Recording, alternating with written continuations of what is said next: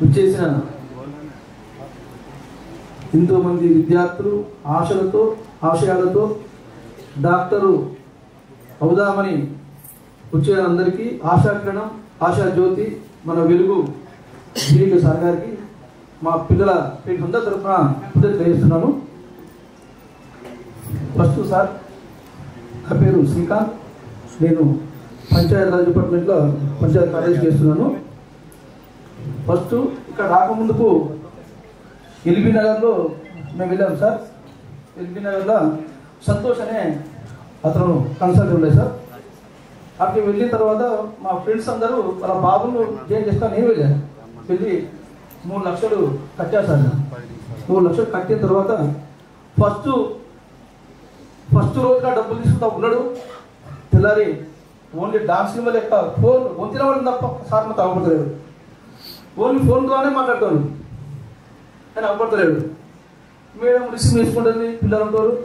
Sir ఏడమ్మా డబ్బులు తీసుకున్నాం, మా పరిస్థితి ఏంటి అంటే సారు బీఆర్ వేయండు, జైపూర్ వేయండు. సార్ వచ్చాడు, సార్ అవ్వడాడు మీ బాబుకి ఏం కాదు, మీ బాబుకి ఆఫీస్ ఉన్నది, ఇక్కడ 10 lakhs ఫర్నిచర్ ఉంది, అందరు ఉన్నారు, అక్కడ మేడం ఉన్నది, అందరు ఉన్నారండి, మీ బాబుకి ఏం కాదు, మీ బాబు ఫ్యూచర్ మా చేతుల్లో అని చెప్తున్నారు తప్ప పోయేది లేదు, తీసుకెళ్ళేది లేదు. ఎప్పుడు పోయినా వారం వారం వారం ఒక సంఘటన. రెండో సంఘటన అమీర్పేటలో మళ్ళీ ఒకసారి దెబ్బతిన్నాం. మళ్ళీ ఎట్లా మళ్ళీ 2 లక్షలు పే చేసిన, 2 lakhs. ఫస్ట్ మేము ఫోటోలు కావాలి, సర్టిఫికెట్స్ కావాలి, అన్ని షో చేసారు, పోయేది లేదు. బాధ అనిపించింది. మా తాతలు ఆయుర్వేద డాక్టర్లు, వాళ్ళ నాన్న ఆయుర్వేద డాక్టర్లు, ప్రకృతి వరము, దేవుడిచ్చిన వరం, పైసా పెట్టుకోలేదు ఆయుర్వేద డాక్టర్లు. తర్వాత మొక్కుదాం. తర్వాత మా అక్క కొడుకు సాయి ప్రణవ్ కామ్నేయంలో డాక్టర్, 1,20,00,000 లక్షలు. మా బావ చనిపోయాడు, నల్ల బావుల డబ్బులు తీసుకుపోయి ఇట్లాంటి సాధ్యం నేనే 1,20,00,000 లక్షలు లెక్క పెట్టి ముందు 1,20,00,000 లక్షలు కట్టాం. కడితే ఇంటికి వేసి డాక్టర్.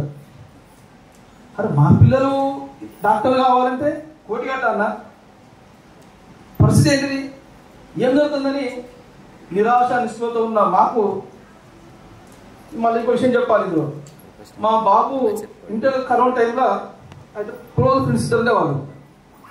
పాపం ఇద్దరు ఉంటే ఒక ఫ్రెండు వాళ్ళ నాన్నమ్మకు తాతకు కరోనా వచ్చింది. అయితే వాళ్ళ బాబు ఏంది, మాకు బిఫోర్ ఎక్కువ ఉంటుంది, మేము జిమ్కి వెళ్తున్నాం, వాళ్ళ ఇద్దరి పిల్లలకు అతనే అంటే తాతకు వాళ్ళకు వంట చేసుకుంటా వాళ్ళకు రూమ్ ఉండేవాళ్ళు.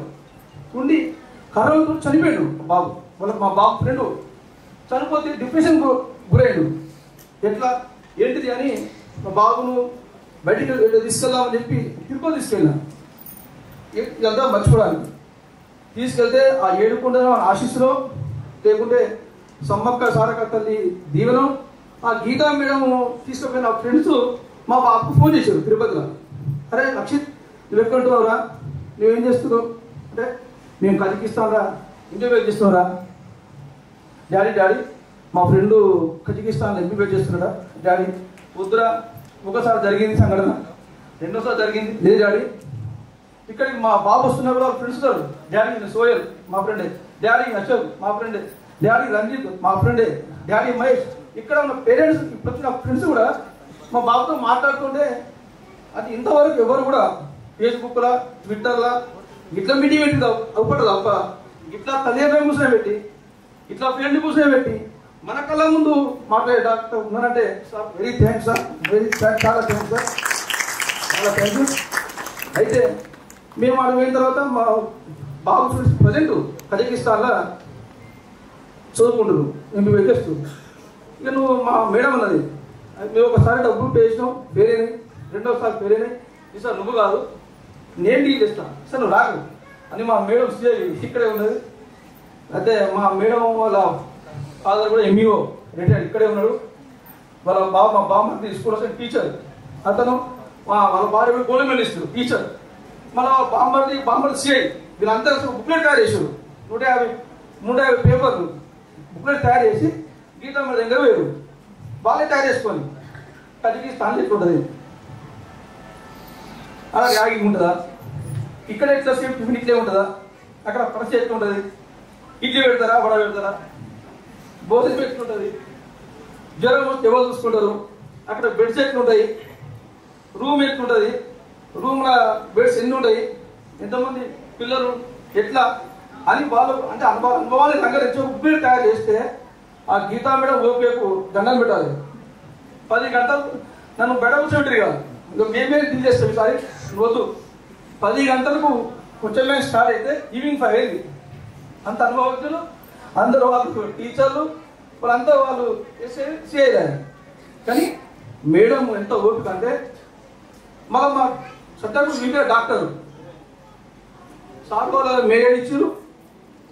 దీనికి రికగ్నిషన్ ఉందా?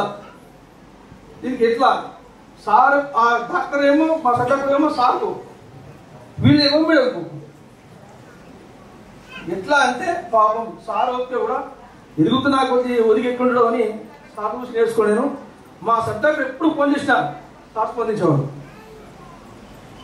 ఇంత అంటే సర్టిఫికెట్లు పెట్టిండు, కాలేజీ పెట్టిండు. మా సబ్జెక్ట్ యూకేజ్ ఉంటే ఎనీ టైం ప్రతి కూర్చొని ఆన్సర్ సార్ ఇచ్చేవాడు.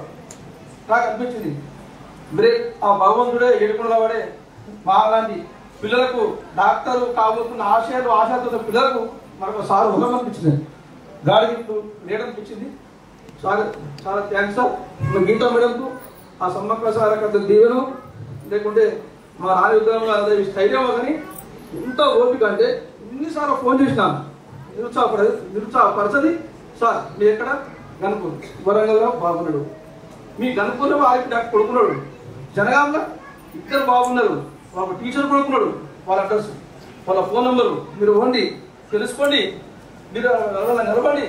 ఎంత సున్నితంగా సమాధానం చెప్తుందంటే చాలా గ్రేట్ మేడం. మీరు చేయగానే మా బాబుతో 10 మంది వెళ్తారు ఇప్పుడు ప్రజెంట్. మళ్ళీ ఇంకో బాబు వచ్చిన కూడా వచ్చే సంవత్సరం కూడా కలిగిస్తాను. సారా జ్వరంగా డాక్టర్ చేస్తా. Very thank you sir, very thank you.